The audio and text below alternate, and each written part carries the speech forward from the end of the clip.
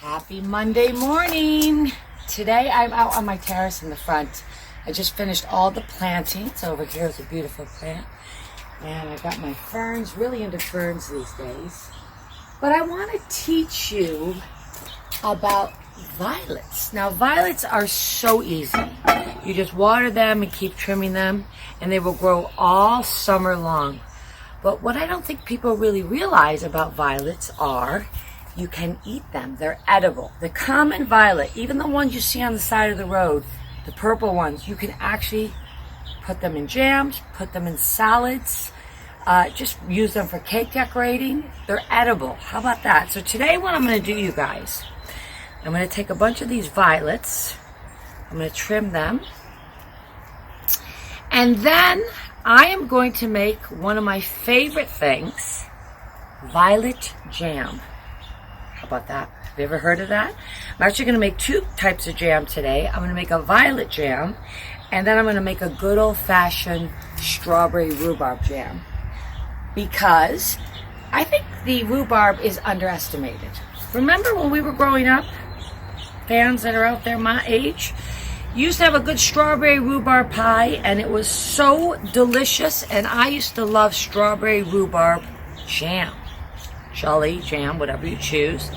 I like the jam to be the strawberry rhubarb, but the violet, we're going to do a jelly, so we're going to strain it. And what I'm going to do is I'm going to get about a cup, maybe 2 cups of these, and then I'm going to pour hot water over them, and I'm going to let them seep for about an hour and a half. And then after that, I'm going to strain them. So simple.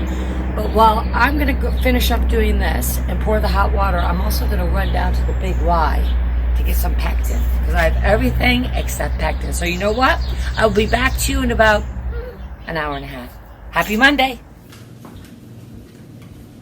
Well, I got my Surtose. Surtose is pectin, and pectin is a naturally occurring starch that you find in vegetables and fruits. So this is what makes the jelly jelly. Just like you would use an unflavored gelatin, like I use in my Jell-O recipes, this is what once you activate it and heat it up and add your ingredients, makes the nice jellies or jams, Surtose. I'm going to use 1 packet. I use the liquid. You can use the powder if you want, but I use 1 packet for every 4 cups of sugar. So here we go, you guys. It's very exciting. The violets have been soaking now for like an hour, 2 hours. Now what we're going to do is we're going to drain them.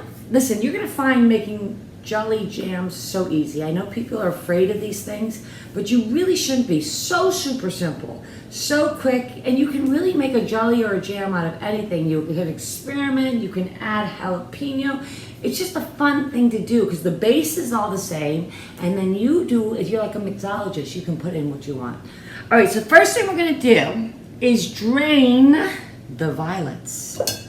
We want to get about 3.5 cups, which is just about what I have. God, I'm good. Oh no, that's a little too much, but that's okay.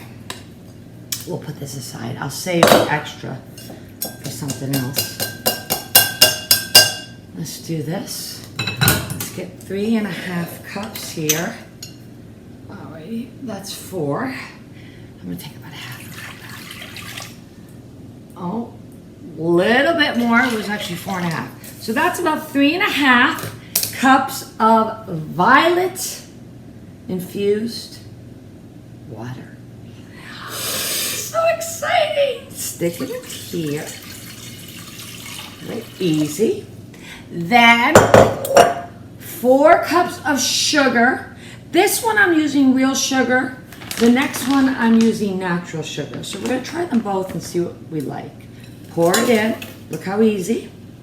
Then we're going to add about 1/2 cup of lemon juice. Some people use lime juice in violet jelly. I like the lemon.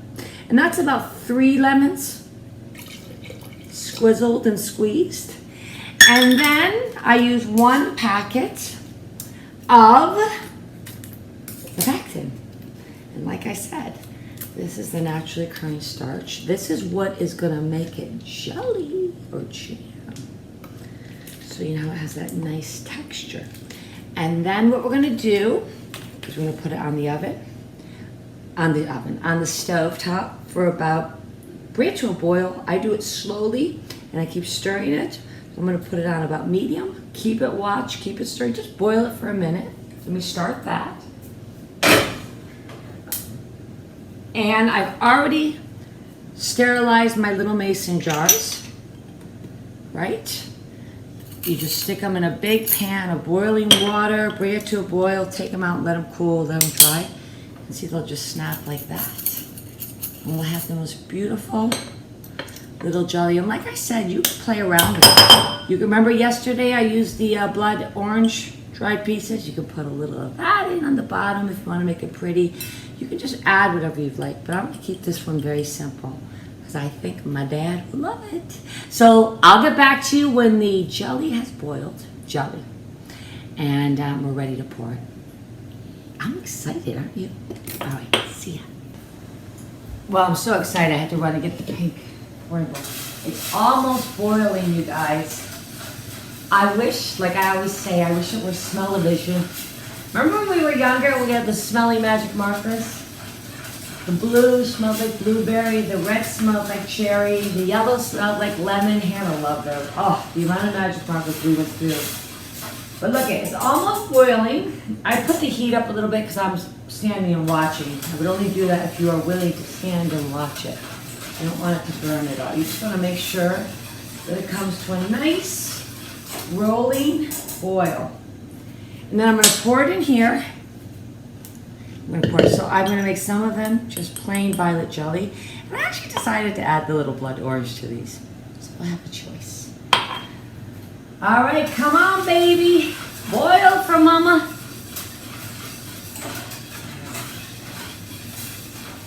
I love to make homemade jams and relishes and, you know, both sweet and savory. They're great to have around. They're great to serve with, you can serve them obviously on toast or breads. But a lot of my jams and jellies and chutneys, and I love anything with a curd, a marmalade curd. You can serve with your cheeses and nuts. You can use as a little topping on like a nice tea bread with clotted cream. Just, there's so many uses. And once the pectin's in, once it's boiled, it lasts. You just have to refrigerate it once you open it. I also find it very important to make sure, not everybody still does this, but to boil your jars and sterilize them. That's how my mother taught me to do it, and I'm a big believer in that. So it takes a couple minutes. It's an extra step. If it can't hurt, it can certainly help. That's what my mom says. If it can hurt, then avoid it. But if it can help, why not? All right, here we go. And you'll see when this finally does boil that it's going to get a little foamy. So you always have one jar, or I always had one jar when we were little because my mother wasted nada. We always had the foam jar of jam or jelly. It was mainly just foam, but I loved it. I loved the way it foamed on my toast. So do not waste a minute of it. Some people skim it off, and I'm actually going to do that for this because I'm actually going to be giving these away, but I'm going to save it for my house. Can you hear it? It's starting. Talk to me. Are you ready yet? Isn't it amazing that you can make these gardens, make these herbs, have these flowers, and just have so many uses? And make so many creative things when you have the time, which is what we have had a lot of in the last 3 months. And what I've realized that I always knew about myself, because everyone knows I like to cook, I like to clean, I like to decorate, I like to make it nice, but what I don't have is enough time. So when Hannah was growing up and Richard's kids and they were in my house, I baked all weekend. And in fact, I went through all my baking stuff. If I showed you the amount of baking stuff I have and how well used it is, as Greg keeps saying, these are well used pans. Because I would cook and bake from the minute we got here until we left. Because the kids love doing it. It's a great activity for the family. It's very bonding. The whole process is fantastic because you make it and then you eat it together and there's pride in that. Ooh! This is boiling. Yes, feel that? Ah. Can you hear it? Whoop, watch, the foam is coming. See that foam? That is good. I'm going to let it go for just a little longer. And then we're going to be ready. This is great. Boil, boil, boil, boil. And the boiling so that all the sugar gets melted. And the pectin gets incorporated. Alright, I think we're good. Alright, are we ready? Are we ready? So we'll pour it in a nice pouring bowl. Easy to pour. Right? Oh, it smells delicious. It really does. And now I'm going to skim off a little of the top so we don't have any foam. Alright, hold.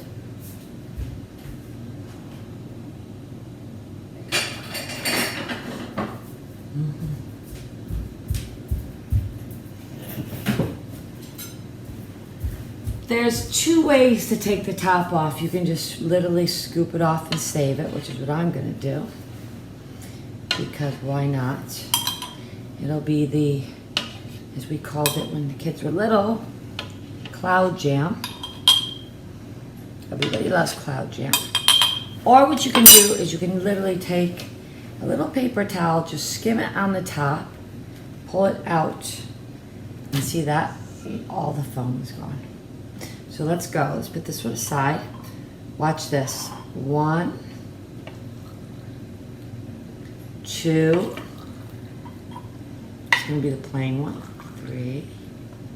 Aren't they pretty? 4.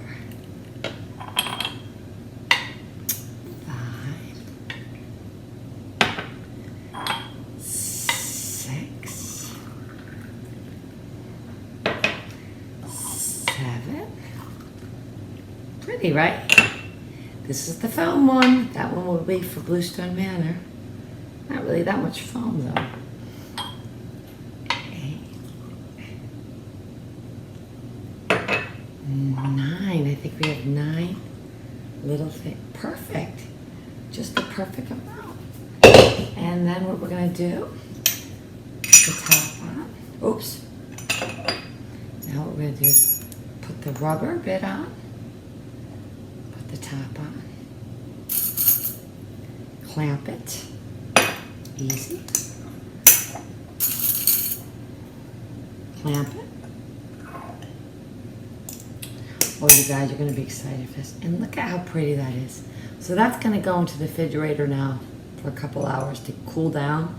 And then we have beautiful violet jelly. And this one has a little bit of the blood orange in it. So let me finish these. Let me get those in there. Isn't that amazing that they were in a flower pot this morning? Anyway, thanks for joining me. The next one I'm going to do is the strawberry rhubarb. But unfortunately, I've run out of mason jars, so I have to go downstairs in the basement and find some more. See ya!